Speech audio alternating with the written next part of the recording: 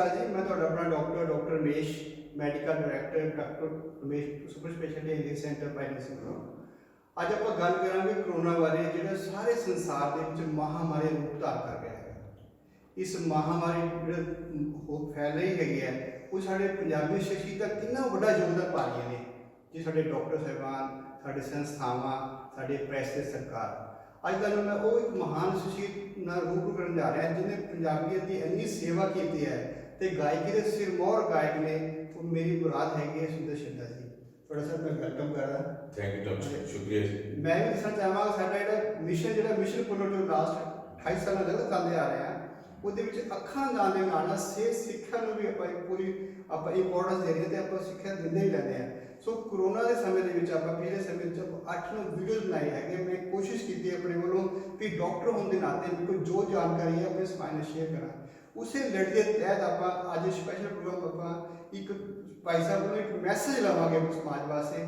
ਸੋ ਮੈਂ ਬਹੁਤਾ ਸਮਾਂ ਲੈਂਦਾ ਹੋਏ ਤੁਹਾਨੂੰ ਸਭ ਨੂੰ ਕੰਮ ਭਾਈ ਸਾਹਿਬ ਰੂਬਰੂ ਕਰਾਉਣਾ ਤੇ ਮੈਂ ਰਿਕੁਐਸਟ ਕਰਾਂਗਾ ਸਰ ਕਿ ਉਹ ਕਰੋਨਾ ਵਿੱਚ ਆਪਾਂ ਆਪਣਾ ਮੈਸੇਜ ਦੱਸ ਕੀ ਕਹਿਣਾ ਚਾਹੀਏ। ਥੈਂਕ ਯੂ ਡਾਕਟਰ ਸਾਹਿਬ। ਤੁਹਾਡੇ ਬਹੁਤ ਹੀ ਚਰਚਿਤ ਸ਼ੋਅ ਦੇ ਵਿੱਚ ਤੁਸੀਂ ਮੈਨੂੰ ਬੁਲਾਇਆ, ਮੈਂ ਤੁਹਾਡਾ ਸ਼ੁਕਰਗੁਜ਼ਾਰ ਹਾਂ। ਤੁਸੀਂ ਜਿੱਥੇ ਇੱਕ ਬਹੁਤ ਨਾਮਵਰ ਡਾਕਟਰ ਹੋ, ਤੁਹਾਨੂੰ ਇਹ ਕਿਹਾ ਜਾਂਦਾ ਕਿ ਤੁਸੀਂ ਗਰੀਬਾਂ ਦੀ ਸੁਣਦੇ ਹੋ, ਗਰੀਬੋਂ ਕੀ ਸੁਣੋ ਉਹ ਤੁਮਾਰੀ ਸੁਣੇਗਾ। ਤੁਸੀਂ ਹਰ ਗਰੀਬ ਨੂੰ ਕੋਲ ਬਿਠਾ ਕੇ ਉਹਦੀ ਮਰਜ਼ੀ ਸਮਝਦੇ ਹੋ।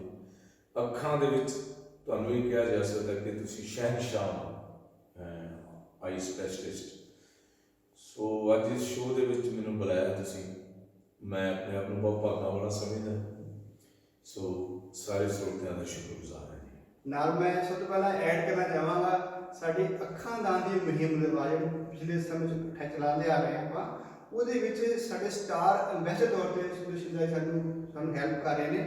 ਮੈਨੂੰ ਪਤਾ ਹੈ ਕਿ 2000 ਸਾਲ ਦੇ ਵਿੱਚ ਸਾਡੇ ਹਸਪੀਟਲ ਆ ਕੇ ਇਹਨਾਂ ਨੇ ਅੱਖਾਂ ਦਾਨ ਦੇ ਫਾਰਮ ਭਰੇ ਸੀ ਤੇ ਉਸ ਤੋਂ ਬਾਅਦ ਹਰ ਜਗ੍ਹਾ ਜਿੱਥੇ ਵੀ ਲੋੜ ਹੁੰਦੀ ਹੈ ਸਾਡੇ ਇਹ ਹੋਕਾ ਦਿੰਦੇ ਅੱਖਾਂ ਦਾਨ ਦਾ। ਤੇ ਖਾਸ ਕਰਕੇ ਅੱਖਾਂ ਦਾਨ ਦੇ ਨਾਲ ਅੰਗ ਦਾਨ ਨੂੰ ਸਾਡੀ ਬਾਂਹ ਫੜੀ ਹੈਗੀ ਹੈ। ਮੈਂ ਦੱਸਣਾ ਚਾਹਾਂਗਾ ਸਾਰੇ ਪਿਆਰੇ ਸੱਜਣਾਂ ਨੂੰ ਵੀ ਪਿੱਛੇ ਗਾਣਾ ਵੀ 25 ਸੈਪਟੈਂਬਰ ਨੂੰ ਨੀਤਾ ਸੰਧੂ ਜੀ ਸਾਡੇ ਇੰਗਲੈਂਡ ਤੋਂ ਉਹਨਾਂ ਸਾਥੀ ਨੇ ਰਿਲੀਜ਼ ਕੀਤਾ। ਉਹ ਗਾਣੇ ਨਾਲ ਅੰਗ ਦਾਨ ਕਰੋ। ਜੇ ਤੁਹਾਡਾ ਇੱਕ ਲੀਡ ਰੋਲ ਰਿਹਾ ਹੈਗਾ, ਤੁਸੀਂ ਅੰਗ ਦਾਨ ਜਿਹੜਾ ਹੈਗਾ ਉਹਦੇ ਬਾਰੇ ਦੋ ਸ਼ਬਦ ਸਾਂਝੇ ਕਰੋ। ਬਿਲਕੁਲ ਜੀ। ਪਹਿਲਾਂ ਤਾਂ ਤੁਹਾਡਾ ਜਿਹੜਾ ਸਵਾਲ ਹੈ, ਜੋ ਪੁਨਰਜੋਤ ਮਿਸ਼ਨ ਚਲਾ ਰਹੇ ਹੋ ਤੁਸੀਂ, ਮੈਨੂੰ ਖੁਦ ਪਤਾ ਕਿ ਇਸ ਪ੍ਰੋਗਰਾਮ ਦੇ ਵਿੱਚ ਇਹ ਮਸਲਾ ਵੱਡਾ ਹੈ। ਜਦੋਂ ਤੁਸੀਂ ਪੁਨਰਜੋਤ ਮਿਸ਼ਨ ਦੇ ਟਰੈਕ ਤੇ ਜਾ ਰਹੇ ਸੀਗੇ ਤੇ ਤੁਸੀਂ ਮੇਰੇ ਨਾਲ ਗੱਲਬਾਤ ਕੀਤੀ, ਮੈਨੂੰ ਬੜਾ ਚੰਗਾ ਲੱਗਾ। ਮੈਨੂੰ ਪਤਾ ਕੋਈ ਤਕਰੀਬਨ 18-20 ਸਾਲ ਪਹਿਲਾਂ ਜਦੋਂ ਤੁਹਾਡੀ ਮੇਰੀ ਮੁਲਾਕਾਤ ਹੋਈ, ਤੁਸੀਂ ਕਿਹਾ ਕਿ ਅਸੀਂ ਇਹ ਮਿਸ਼ਨ ਚਲਾ ਰਹੇ ਹਾਂ। ਸੋ ਮੈਨੂੰ ਇੰਨਾ ਚੰਗਾ ਲੱਗਿਆ ਕਿ ਇਹ ਜੋ ਆਪਣੀਆਂ ਅੱਖਾਂ ਨੇ, ਇਹ ਆਪਣੇ ਅੰਗ ਨੇ, ਮਰਨ ਤੋਂ ਬਾਅਦ ਤਾਂ ਇਹ ਕਿਸੇ ਦੇ ਕੰਮ ਨਹੀਂ ਆਉਣੇ।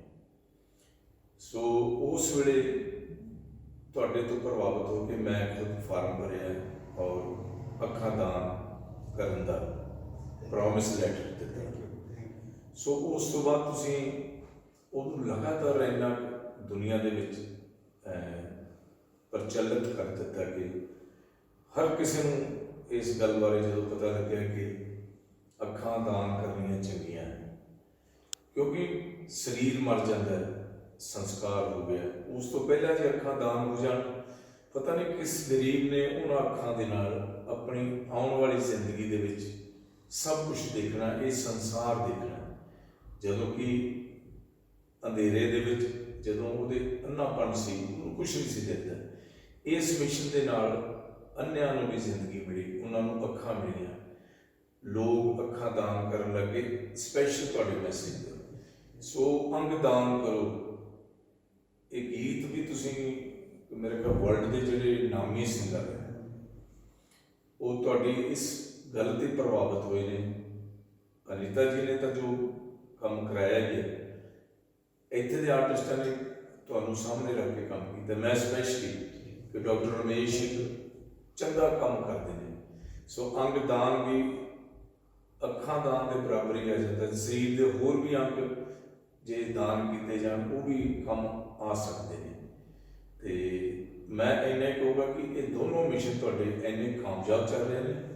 ਸੋ ਹਰ ਕਿਸੇ ਨੂੰ ਚਾਹੀਦਾ ਕਿ ਅੱਖਾਂ ਤੇ ਅੰਗ ਦਾਨ ਕਰਕੇ ਉਸ ਲੋਕ ਪਰਲੋਕ ਦੇ ਵਿੱਚ ਆਪਾਂ ਆਪਣੀ ਹਾਜ਼ਰੀ ਲਾਈਏ। ਥੈਂਕ ਯੂ ਜੀ, ਤੁਹਾਡਾ ਇਹ ਮੈਸੇਜ ਸਾਨੂੰ ਦਿੱਤਾ ਸੀ, ਬਹੁਤ ਅੱਛਾ ਲੱਗਿਆ। ਤੇ ਇਹ ਉਸ ਤੋਂ ਬਾਅਦ ਹੁਣ ਬਹੁਤ ਸਾਰੇ ਇਨਸਾਨ ਅੰਗਦਾਨ ਲੈ ਚੁੱਕੇ ਨੇ। ਸਾਡੇ ਇੰਡੀਆ 'ਚ ਹਰ ਸਾਲ 5 ਲੱਖ ਤੋਂ ਲੋਕ ਵੱਧ ਨੇ ਜਿਹੜੇ ਕਿਸੇ ਮੌਤ ਹੋ ਜਾਂਦੀ, ਕਿਸੇ ਕੋਈ ਅੰਗ ਚਾਹੀਦੇ ਹੁੰਦੇ ਨੇ।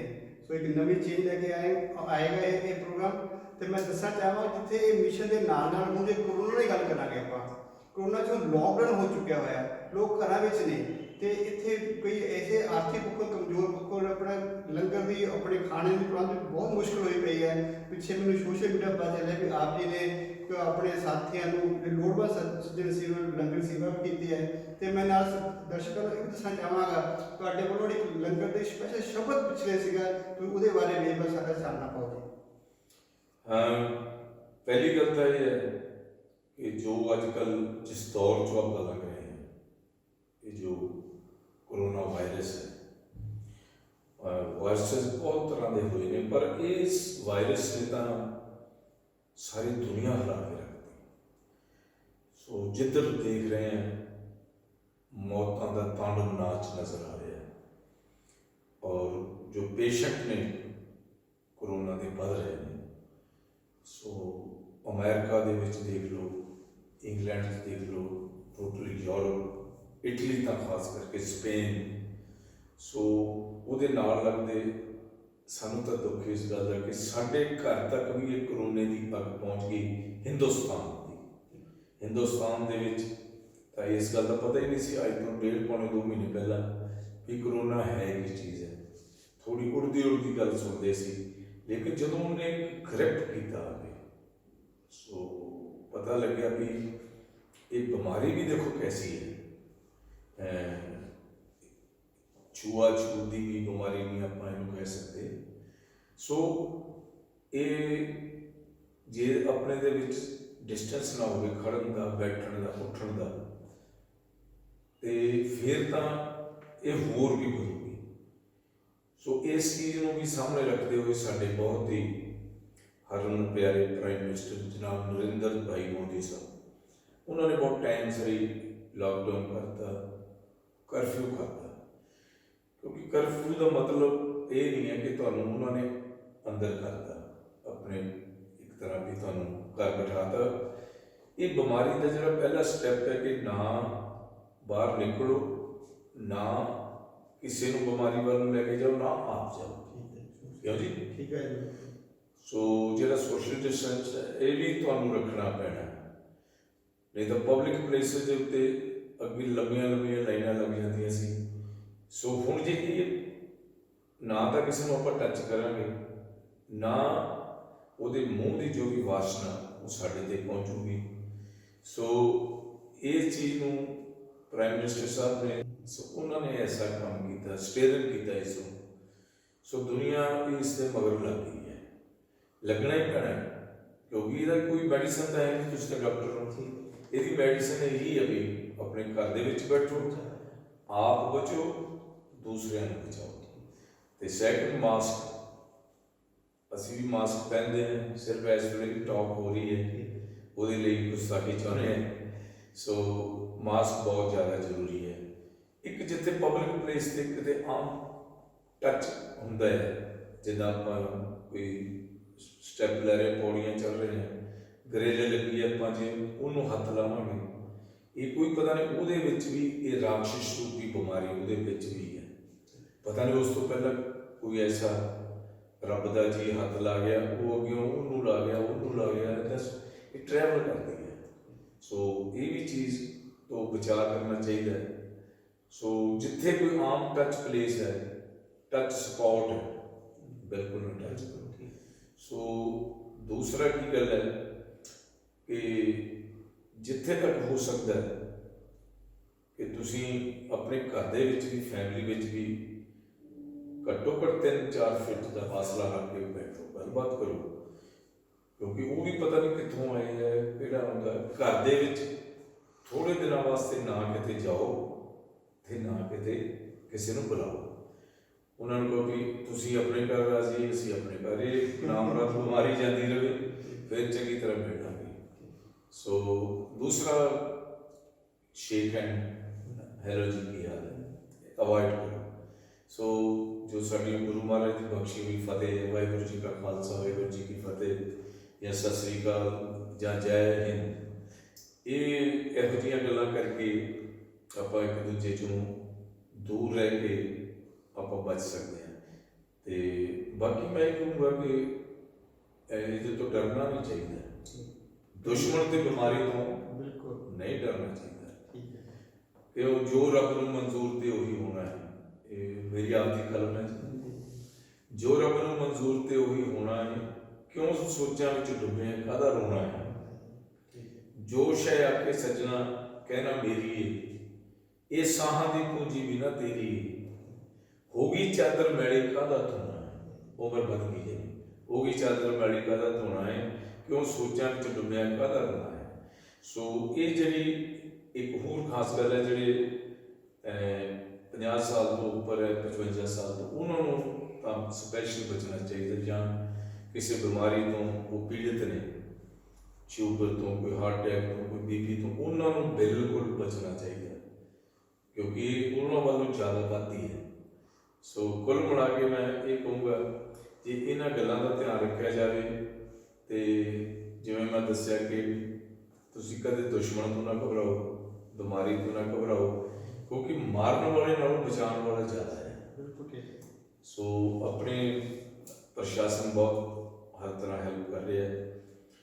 ਵੱਡੀ ਗੱਲ ਤਾਂ ਇਹ ਦੇਖੋ ਕਿ ਸ਼ੁਕਰਗੁਜ਼ਾਰ ਹੈ ਡਾਕਟਰ ਸਾਹਿਬਾਨ ਦੇ। ਆਪਾਂ ਆਪ ਤਾਂ ਗੱਲ ਕਰਦੇ ਹਾਂ, ਆਪਾਂ ਇੱਕ ਦੂਜੇ ਤੋਂ ਪਰੇ ਹੋ ਕੇ ਬੈਠੀਏ, ਇੱਕ ਡਿਸਟੈਂਸ ਰੱਖੀਏ ਤੇ ਸ਼ੇਕ ਹੈਂਡ ਨਾ ਕਰੀਏ। ਧੰਨ ਨੇ ਉਹ ਡਾਕਟਰ, ਮੈਂ ਕਹਿੰਦਾ ਕੋਟ ਪ੍ਰਣਾਮ ਹੈ ਉਹਨਾਂ ਨੂੰ, ਕਿ ਉਹ ਦੇਖੋ ਉਹ ਵਿਚਾਰੇ ਸਾਰਾ ਦਿਨ ਪੇਸ਼ੈਂਟ ਚ ਰਹਿੰਦੇ ਹੈ ਜੀ। ਕਈ ਡੈਥ ਕੇਸਿਸ ਵੀ ਐਸੇ ਆਏ ਨੇ, ਉਹ ਡਾਕਟਰ ਵਿਚਾਰੇ, ਮੈਂ ਤਾਂ ਕਹਿੰਦਾ ਇਹ ਵੀ ਇੱਕ ਇਸ ਜੰਗ ਵਿੱਚ ਸ਼ਹਾਦਤ ਹੀ ਹੈ, ਇੱਕ ਉਹਨਾਂ ਨੇ ਸ਼ਹਾਦਤ ਦੇ ਦਿੱਤੀ ਹੈ ਜੀ। ਸੋ ਦੂਸਰੀ ਗੱਲ ਹੈ ਕਿ ਜੋ ਸਪੈਸ਼ਲ ਸਾਡੀ ਪੰਜਾਬ ਪੁਲਿਸ ਇੰਨੀ ਡਿਊਟੀ ਦੇ ਰਹੇ, ਮੇਰੇ ਕੋਈ ਅੱਛੇ ਅਫਸਰ ਦੋਸਤ ਨੇ, ਉਹ ਦੱਸਦੇ ਨੇ ਸਵੇਰੇ 5 ਤੋਂ ਲੈ ਕੇ ਕਈ ਵਾਰੀ ਰਾਤ ਦੇ 8 ਵਜੇ, 10 ਵਜੇ, 12 ਰਾਤ ਹੀ ਲੰਘ ਜਾਂਦੀ ਹੈ, ਉਹਨਾਂ ਨੂੰ ਵੀ ਸਲਾਮ ਹੈ। ਸੋ ਕੁੱਲ ਮਿਲਾ ਕੇ ਪ੍ਰਸ਼ਾਸਨ ਦਾ ਕਹਿਣਾ ਮੰਨਣਾ ਚਾਹੀਦਾ ਹੈ। ਜੇ ਕਰਫਿਊ ਹੈ ਤਾਂ ਕਰਫਿਊ ਦਾ ਮਤਲਬ ਇਹ ਥੋੜ੍ਹਾ ਵੀ ਬਾਹਰ ਜਾ ਕੇ ਦੇਖੀਏ ਵੀ ਕਰਫਿਊ ਕੀ ਹੁੰਦਾ, ਇਹ ਕੋਈ ਦੇਖਣ ਵਾਲੀ ਚੀਜ਼ ਹੈ। ਕਰਫਿਊ ਇੱਕ ਕਮਾਂਡ ਹੈ, ਵੀ ਲੋਕਡਾਊਨ ਹੈ, ਘਰ 'ਚ ਬੈਠੋ। ਸੋ ਇਹਨਾਂ ਚੀਜ਼ਾਂ ਨੂੰ ਧਿਆਨ 'ਚ ਰੱਖਣਾ ਚਾਹੀਦਾ। ਮੇਰੇ ਤੋਂ ਵੱਧ ਤਾਂ ਡਾਕਟਰ ਸਾਹਿਬ ਤੁਸੀਂ ਦੱਸ ਚੁੱਕੇ ਹੋਵੋਗੇ, ਇਹ ਤਾਂ ਤੁਸੀਂ ਚਲੋ ਮੇਰਾ ਮਾਣ ਕਰਦੇ। ਨਹੀਂ ਸਰ, ਬਹੁਤ ਅੱਛਾ ਹੈ ਦੱਸਿਆ ਤੁਸੀਂ, ਥੈਂਕ ਯੂ। ਮੈਂ ਥੋੜਾ ਜਿਹਾ ਤੁਹਾਡਾ ਇੱਕ ਹੋਰ ਪੱਖ ਤੁਹਾਡਾ ਪੇਸ਼ ਕਰਨਾ ਚਾਹੁੰਦਾ, ਤੁਹਾਡੀ ਸ਼ਖਸੀਅਤ ਹੈ ਸੇਵਾ ਪ੍ਰਤੀ। ਉਹ ਪਿੱਛੇ ਮੈਨੂੰ ਸੋਸ਼ਲ ਮੀਡੀਆ ਤੋਂ ਕੁਝ ਗਿਆਨ ਹੋਇਆ। ਦੇਖੋ ਪਿੱਛੇ ਲੋਕਡਾਊਨ ਹੋਇਆ ਹੋਇਆ ਸੀਗਾ, ਕਈ ਵਾਰ ਕੁਝ ਮਜਬੂਰੀਆਂ ਹੁੰਦੀਆਂ, ਕਈ ਵਾਰ ਸਾਧਨ ਨਹੀਂ ਹੁੰਦੇ ਹੈਗੇ। ਤੁਸੀਂ ਆਪਣੇ ਜਿਹੜੇ ਕੁਝ ਮਿਊਜ਼ੀਸ਼ੀਅਨ ਭਾਈਚਾਰੇ ਵਿੱਚ ਉਹਨਾਂ ਨੂੰ ਜਾ ਕੇ ਹੈਲਪ ਕੀਤੀ ਹੈਗੀ ਹੈ, ਤੇ ਉਹ ਤਾਂ ਹੈਲਪ ਤਾਂ ਇਨਸਾਨ ਤੋਂ ਕੀਤੀ, ਨਾਲ ਤੁਹਾਡੇ ਪ੍ਰੇਰਨਾ ਜਿਹੜੀ ਹੈਗੀ ਹੈ, ਜੋ ਅੱਜ ਕਮਿਊਨਿਟੀ ਕਿਚਨਸ ਹੈਗੀਆਂ ਨੇ, ਥਾਂ ਥਾਂ ਲੰਗਰ ਚੱਲਦੇ ਪਏ ਨੇ। ਆਪ ਜੀ ਨੇ ਆਪਣੀ ਪੰਜਾਬੀਅਤ ਦੀ, ਸਾਡੇ ਸੱਭਿਆਚਾਰ ਸੇਵਾ ਕੀਤੀ ਹੈ। ਜਿਹੜਾ ਪਿੱਛੇ ਆਪ ਜੀ ਦਾ ਗਾਣਾ, ਆਪ ਜੀ ਨੇ ਇੱਕ ਸ਼ਬਦ ਵੀ ਆਇਆ ਸੀ, ਹਾਂਜੀ ਉਹ ਗਾਣਾ ਸੀ ਜੀ, ਹਾਂਜੀ ਉਹ ਵੀ ਪਲੀਜ਼ ਦੋ ਸ਼ਬਦ। ਉਹ ਵੀ ਗਾਣਾ ਜੋ ਲੰਗਰ ਦੀ ਪ੍ਰਥਾ ਸਭ ਤੋਂ ਵੱਡੀ ਹੈ ਦੁਨੀਆ ਦੇ ਵਿੱਚ। ਜੇ ਅੰਗਰੇਜ਼ ਲੋਕ ਵੀ ਸਾਡੇ ਕੰਟਰੀ 'ਚ ਆਉਂਦੇ ਨੇ ਵਿਜ਼ਿਟ ਕਰਨ, ਤੇ ਜੇ ਕਦੇ ਕੋਈ ਸਪੈਸ਼ਲ ਗੁਰਪੁਰਬ ਤੇ ਉਹ ਆ ਜਾਂਦੇ ਨੇ, ਜਦੋਂ ਦੇਖਦੇ ਨੇ ਕਿ ਜਗ੍ਹਾ ਜਗ੍ਹਾ ਲੰਗਰ ਲੱਗੇ ਨੇ, ਤੇ ਉਹ ਫਿਰ ਗੱਲ ਕਰਦੇ ਨੇ ਵੀ ਇੰਡੀਆ ਦੇ ਵਿੱਚ ਜੋ ਲੰਗਰ ਪ੍ਰਥਾ ਹੈ ਉਹ ਕਿਸੇ ਹੋਰ ਕੰਟਰੀ 'ਚ ਨਹੀਂ ਦੇਖੀ। ਉਹ ਵੀ ਸਾਡੇ ਇੰਡੀਅਨ ਲੋਕਾਂ ਵੱਲੋਂ, ਸਿੱਖ ਭਾਈਚਾਰੇ ਵੱਲੋਂ, ਹਿੰਦੂਆਂ ਵੱਲੋਂ ਵੀ ਲੰਗਰ ਲਾਉਂਦੇ ਨੇ। ਸਾਰੇ ਜੋ ਲੰਗਰ ਹੈ, ਇਸ ਗੱਲ ਨੂੰ ਅਸੀਂ ਸਾਹਮਣੇ ਰੱਖ ਕੇ ਕਿ ਇਹ ਲੰਗਰ ਬਾਬੇ ਨਾਨਕ ਦਾ, ਇਹਨੂੰ ਹਰ ਕੋਈ ਛਕਣਾ ਚਾਹੁੰਦਾ ਹੈ। ਇਹ ਨਿਯਮਤ ਸੱਚੇ ਸਤਿਗੁਰ ਦੀ, ਇਹਨੂੰ ਭਾਗਾਂ ਵਾਲਾ ਖਾਂਦਾ, ਇਹ ਲੰਗਰ ਬਾਬੇ ਨਾਨਕ ਦਾ। ਸੋ ਇਹ ਗੀਤ ਲੰਗਰ ਦੀ ਸੇਵਾ ਹੀ ਮੈਂ ਔਰ ਜਨਾਬ ਦਲੇਰ ਲੋਧੀ ਸਾਹਿਬ, ਸੋ ਅਸੀਂ ਉਹਨਾਂ ਨੂੰ ਇੱਕ ਵਾਰੀ ਕਿਹਾ, ਤਾਂ ਉਹ ਐਸੇ ਡਾਊਨ ਟੂ ਅਰਥ ਫਨਕਾਰ ਨੇ, ਵਰਲਡ ਦੇ ਫਨਕਾਰ ਨੇ। ਸੋ ਉਹਨਾਂ ਨੇ ਕੋਈ ਪੈਸਾ ਨਹੀਂ ਲਿਆ, ਕੋਈ ਫੀਸ ਨਹੀਂ ਮੰਗੀ, ਆਪਣੀ ਟਾਈਮ ਬਹੁਤ ਦਿੱਤਾ ਆਡੀਓ ਲਈ, ਵੀਡੀਓ ਲਈ। ਸੋ ਕੁੱਲ ਦੁਨੀਆ 'ਚ ਚੱਲਿਆ ਅੱਜ ਵੀ ਉਹੀ ਜਿਹੜਾ ਲੰਗਰ ਹੈ, ਇੱਕ ਲੰਗਰ ਗੁਰੂ ਘਰ 'ਚ ਹੈ, ਅੱਜ ਉਹਨਾਂ ਲੋਕਾਂ ਨੂੰ ਲੰਗਰ ਦੀ ਲੋੜ ਹੈ ਜਿਹੜੇ ਵਿਚਾਰੇ ਭੁੱਖ, ਇੱਕ ਤਾਂ ਇਹ ਜਿਹੜੀ ਬਿਮਾਰੀ ਹੈ ਮਹਾਮਾਰੀ, ਅਸੀਂ ਕਹਿੰਦੇ ਕਿਤੇ ਭੁੱਖਮਰੀ ਨਾ ਪਏ, ਸੋ ਭੁੱਖਮਰੀ ਬਹੁਤ ਜ਼ਰੂਰੀ ਹੈ, ਉਹਦੇ ਵੱਲ ਧਿਆਨ ਦੇਣਾ ਜ਼ਰੂਰੀ ਹੈ। ਸਰਕਾਰਾਂ ਵੀ ਦੇ ਰਹੀਆਂ, ਜੋ ਅਮੀਰ ਲੋਕ ਨੇ ਉਹਨਾਂ ਨੂੰ ਵੀ ਚਾਹੀਦਾ ਹੈ ਵੀ ਜੇ ਗਰੀਬਾਂ ਨੂੰ ਦੇ ਦਾਂਗੇ, ਇਹ ਤੁਹਾਨੂੰ ਪਤਾ ਕਿ ਕੱਲ ਨੂੰ ਕੀ ਹੈ कि जब अगले साल यही वक्त आ रहा होगा, ये कौन जानता है कि कौन के सिवा होगा, है जी। इसलिए ये पैसा किसी ने नाल नहीं लै जाना, सब तो पीस शांति किसी गरीब के मूँह च रोटी पै जाए। सो कोरोना डेज दे विच मेरा ख्याल है भी अमीरां नूं जिन्हां दे कोल बहुत पैसा है उन्हां नूं इस पासे वल होना चाहिए। सो वो मेरी तो छोटी जी कोई मैं पब्लिकली तो दसना चाहता नहीं, कोई वो तो मेरे मजीशन नहीं, मेरा परिवार है। तो मैं एक जगह मैंने रुकया गया, मैं क्या भी आसमान पिया कोई कोरोना तो जब मारूगा उदों मारूगा, कोई बंदा भुख नाल थोड़ा मरना चाहिए। तो मैं उन्होंने घरे दे के आया, वो बेचारे इन्ने खुश होए, कहते तुसीं करफ्यू दे विच आए हो, बड़दी अग च आए हो। सो ये भी सेवा, बस एक चीज़ आपां नूं सिੱਖਣ ਦਾ, जे मैं कितों सीखी है मैं तुहानूं भी दसदा है। सो लंगर भी बहुत जरूरी है, तो सरकारां दा कहना मनना वो भी बहुत जरूरी है।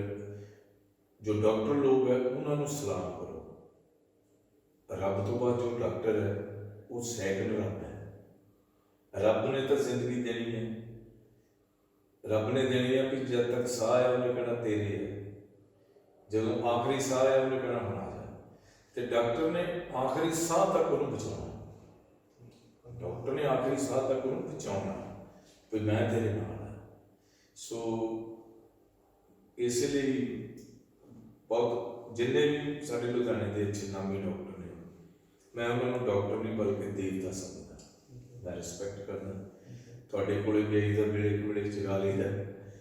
सो मेरा मेन मकसद यह है कि जो ये करोना है ਇਹਦੇ ਨਾਲ ਆਪਾਂ ਮੁਕਾਬਲਾ ਕਰਨਾ। ਇਹ ਸਾਲ ਬਾਅਦ ਇਹ ਮਰ ਜਾਂਦੀ ਹੈ, ਕਿਉਂਕਿ ਜਿਹੜਾ ਰੱਬ ਆ ਜਿਵੇਂ ਆਪਣੇ ਪਰਿਵਾਰ ਦਾ ਇੱਕ ਮੋਹਰੀ ਹੁੰਦਾ, ਜਿਵੇਂ ਆਪਣਾ ਪਿਤਾ ਹੋ ਗਿਆ, ਪਿੰਡ ਦਾ ਸਰਪੰਚ ਹੋ ਗਿਆ, ਸ਼ਹਿਰ ਦਾ ਮੇਅਰ ਹੋ ਗਿਆ ਜਾਂ ਡੀਸੀ ਹੋ ਗਿਆ, ਇਸੇ ਤਰ੍ਹਾਂ ਜੇ ਆਪਣੇ ਪਰਿਵਾਰ ਦੇ ਵਿੱਚ ਆਪਾਂ ਆਪਣੇ ਪਿਤਾ ਦਾ ਕਹਿਣਾ ਨਾ ਮੰਨਾਂਗੇ, ਉਹਦੇ ਮਨ 'ਚ ਇੱਕ ਚੀਜ਼ ਆਊਗੀ ਕਿ ਉਹਨੇ ਨੂੰ ਸਬਕ ਸਿਖਾਉਣਾ ਪੈਣਾ। ਹੁਣ ਦੁਨੀਆ ਕੁਦਰਤ ਦੇ ਨਾਲ ਲੜਨ ਲੱਗ ਗਈ ਸੀ, ਹੁਣ ਕੁਦਰਤ ਦੇ ਨਾਲ ਮਤਲਬ ਕੁਦਰਤ ਨੂੰ ਇਹ ਕਹਿੰਦੀ ਸੀ, ਤੇ ਚਾਈਨਾ ਵਰਗੀ ਕੰਟਰੀ ਦਾ ਇਹ ਕਹਿਣ ਲੱਗੇ ਸੀ ਅਸੀਂ ਬੰਦਾ ਮਰ ਨਹੀਂ ਦਿੰਦੇ, ਅਸੀਂ ਜਾਲੀ ਸੂਰਜ ਵੀ ਚਲਾ ਦੇਵਾਂਗੇ, ਜਾਲੀ ਚੰਦਰਮਾ ਚਲਾ ਦੇਵਾਂਗੇ। ਸੋ ਇੱਥੇ ਤੱਕ ਕਿ ਜੋ ਨਹੀਂ ਵੀ ਕੁਛ ਹੋ ਸਕਦਾ ਸੀ ਉਹਨਾਂ ਨੇ ਉਹ ਵੀ ਕੀਤਾ, जो नहीं खाना सी सब तो वधिया है कि आप शाकाहारी नहीं, वो वर्गी रीस नहीं, हुण भी तो टाइम पास होंदा ही है जी। तो उन्होंने रब दे बंदियां ने तो कोई चीज़ छड्डी नहीं जिहड़ी दुनिया ते जिन्हें साह लिया सारा कुछ खादा। सो इसलिए फिर वो जिहड़ी उपर मालक है परवरदिगार दुनिया का, तो जदों भुचाल आउंदे ने बड़े बड़े, वो भी फिर जो क्रोध आता फिर धरती भी होती है, तो हुण उन्हें दुनिया हिला के रखती है। सो मैं यही कहूँगा कि कोरोना वायरस तो आप बचना तो समाज में बचाओ।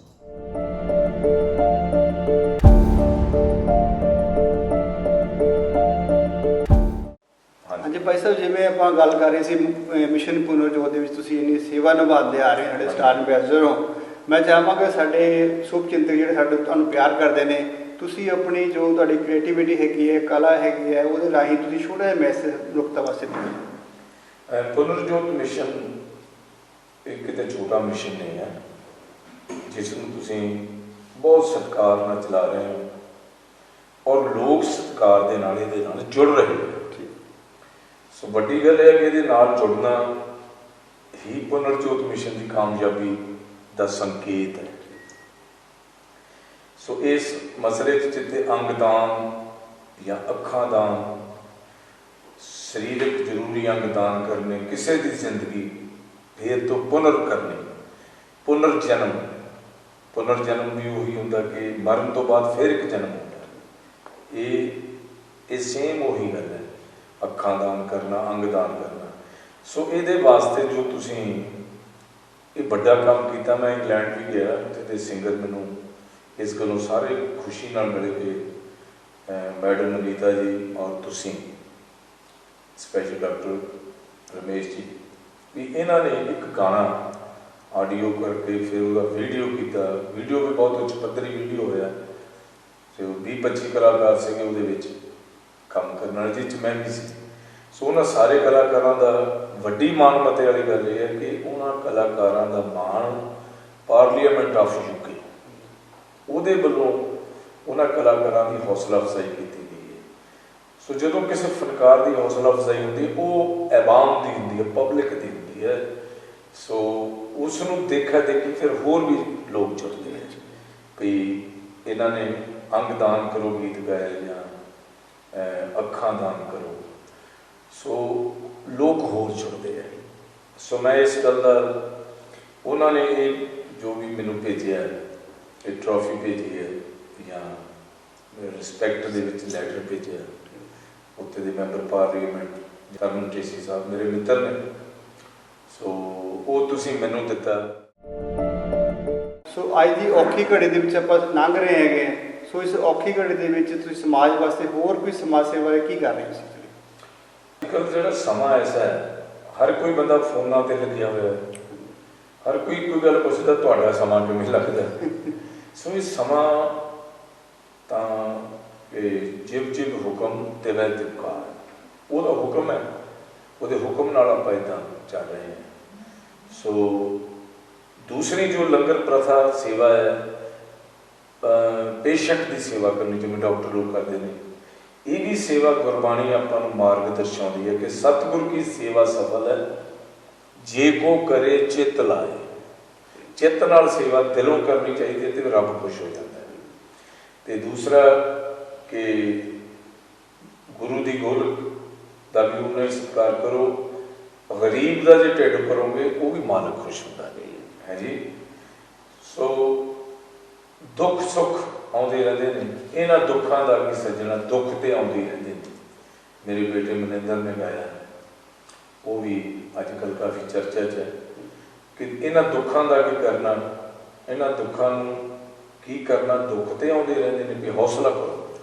ਸੋ ਦੂਸਰਾ ਕਿ ਮੈਂ ਤਾਂ ਸਪੈਸ਼ਲੀ ਆਪਣਾ ਟਾਈਮ ਪਾਸ ਕਰਨ ਵਾਸਤੇ ਸਭ ਨੂੰ ਬੇਨਤੀ ਕਰੂੰਗਾ ਕਿ ਤੁਸੀਂ, ਅੱਗੇ ਤਾਂ ਆਪਣੇ ਕੋਲ ਟਾਈਮ ਹੀ ਨਹੀਂ ਸੀ ਹੁੰਦਾ, ਤੇ ਹੁਣ ਜੇ ਟਾਈਮ ਹੈ ਫੈਮਿਲੀ ਨਾਲ ਟਾਈਮ ਬਿਤਾਓ। ਤੇ ਗੁਰੂ ਘਰ ਨਹੀਂ ਜਾ ਸਕਦੇ, ਆਪਣੇ ਘਰ ਬੈਠ ਕੇ ਬਾਣੀ ਦਾ ਜਾਪ ਕਰੋ। ਸੋ ਭਜਨ ਕੀਰਤਨ ਸੁਣੋ, ਸੁਣਾਓ, ਰੱਬ ਨੂੰ ਧਿਆਓ। ਸੋ ਮਿੱਤਰ ਪਿਆਰੇ ਨੂੰ ਹਾਲ ਮਰੀਦਾਂ ਦਾ ਕਹਿਣਾ। ਹੁਣ ਹੋਰ ਕਿ ਸਾਡਾ ਤਾਂ ਉਹੀ ਹੈ, ਅਸੀਂ ਉਹਨੂੰ ਹੀ ਆਪਣਾ ਹਾਲ ਸੁਣਾਉਣਾ। ਸ਼ਾਇਦ ਉਹਦੀ ਮਿਹਰ ਦੇ ਨਾਲ ਇਹ ਰਹਿਮਤ ਦੀ ਬਰਸਾਤ ਹੋ ਜਾਏ, ਉਹਦੀ ਬਰਸਾਤ ਦੇ ਨਾਲ ਇਹ ਕਰੋਨਾ ਉੜ ਜਾਏ, ਇੱਥੋਂ ਚਲਾ ਜਾਏ, ਸਾਡਾ ਕੰਟਰੀ ਸਦਾ ਸਲਾਮਤ ਰਹੇ ਔਰ ਦੁਨੀਆ ਦਾ ਸਰਬੱਤ ਦਾ ਭਲਾ ਹੋਵੇ। ਜੇ ਸਰਬੱਤ ਦਾ ਭਲਾ ਹੈ ਤੇ ਸਭ ਦਾ ਭਲਾ ਹੈ। ਸੋ ਫਿਰ ਮੈਂ ਇੱਕ ਵਾਰੀ ਸਪੈਸ਼ਲੀ ਆਪ ਜੀ ਦਾ ਧੰਨਵਾਦੀ ਹਾਂ ਤੇ ਸਾਡੇ ਪ੍ਰਾਈਮ ਮਿਨਿਸਟਰ ਸਾਹਿਬ ਬਹੁਤ ਜ਼ਿਆਦਾ, ਨਰਿੰਦਰ ਭਾਈ ਮੋਦੀ ਸਾਹਿਬ ਬਹੁਤ ਜ਼ਿਆਦਾ ਐਕਟਿਵ ਨੇ ਤੇ ਹਰ ਰੋਜ਼ ਇੱਕ ਦਿਨ ਛੱਡ ਕੇ ਉਹ ਹਿੰਦੁਸਤਾਨ ਦੇ ਨਾਲ ਇੱਦਾਂ ਗੱਲ ਕਰਦੇ ਨੇ ਜਿਵੇਂ ਫੈਮਿਲੀ ਨਾਲ ਕਹਿੰਦੇ ਨੇ, ਯਾਨੀ ਉਹਨਾਂ ਨੂੰ ਫਿਕਰ ਹੈ।